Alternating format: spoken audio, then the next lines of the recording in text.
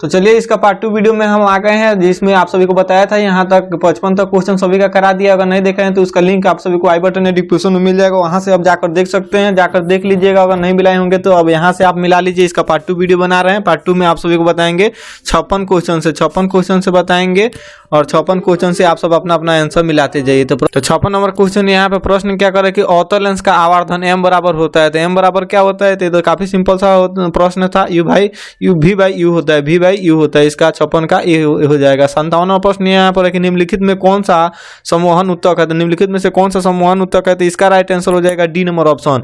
B एवं सी दोनों हो जाएगा, बी और सी दोनों हो जाएगा। इसका डी नंबर ऑप्शन यहाँ पर राइट आंसर हो जाएगा। 58वां प्रश्न क्या करेगा, प्रोटोजुआ उत्सर्जी पदार्थों का निष्कासन कैसे करता है। तो निष्कासन कैसे करता है, तो इसका राइट आंसर क्या हो जाएगा, तो इसका right answer B number option हो जाएगा, विसरण द्वारा करता है। इसका 58 का बी आंसर हो जाएगा सही।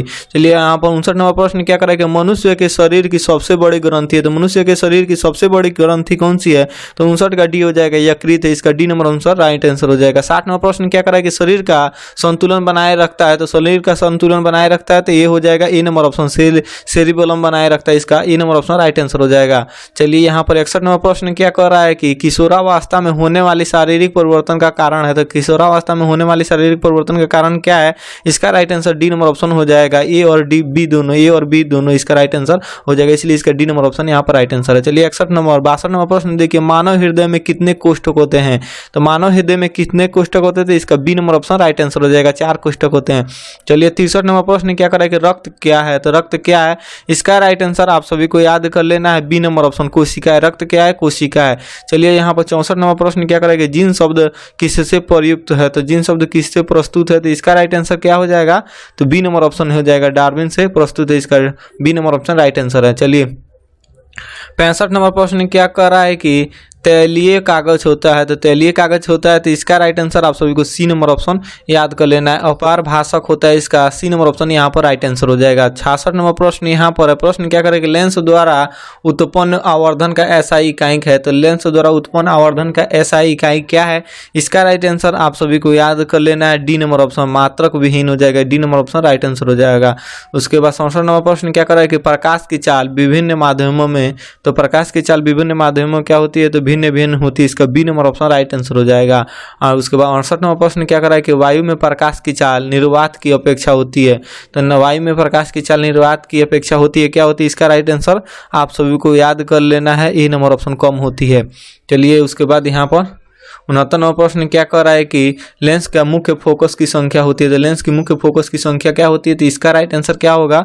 अगर आपने इसका आंसर बी नंबर ऑप्शन किए हैं तो बिल्कुल राइट आंसर किए हैं, 2 होती है, इसका B number option right answer है। चलिए 70 नंबर प्रश्न क्या कर रहा है कि विद्युत का अच्छा चालक है। तो विद्युत का अच्छा चालक क्या हो जाएगा, डी नंबर ऑप्शन, चांदी है जो कि विद्युत का अच्छा चालक है। लकड़ी, कार्बन और प्लास्टिक नहीं होगा। चलिए अगला प्रश्न यहाँ पर देखिए, अगला प्रश्न यहाँ पर है, प्रश्न क्या कर रहा है कि शुष्क सेल में ऋण इलेक्ट्रॉन बना होता है। तो शुष्क सेल में ऋण इलेक्ट्रॉन बना होता है, तो इसका राइट आंसर हो जाएगा 71 का सी नंबर ऑप्शन, जस्ता से बना होता है। चलिए 72 नंबर प्रश्न, 1 जूल का मान होता है। 1 जूल का मान होता है, ए नंबर ऑप्शन, 0.24 कैलोरी होती है। इसका ए नंबर ऑप्शन यहाँ पर राइट आंसर हो जाएगा। 73 नंबर प्रश्न यहाँ पर है कि निम्नलिखित में कौन पादप हार्मोन नहीं है। तो निम्नलिखित में कौन पादप हार्मोन नहीं है, तो 73 का हो जाएगा, ऑक्सीटोसिन हो जाएगा। इसका यहाँ पर D number option right answer हो जाएगा। चलिए 74 नंबर प्रश्न क्या करेंगे, फूल में नर प्रजनन अंग है। तो फूल में नर प्रजनन अंग कौन है, तो इसका ए नंबर ऑप्शन राइट आंसर हो जाएगा, पुंकेसर। इसका ए नंबर ऑप्शन राइट आंसर हो जाएगा। 75 नंबर प्रश्न क्या करेंगे, निम्नलिखित में किसमें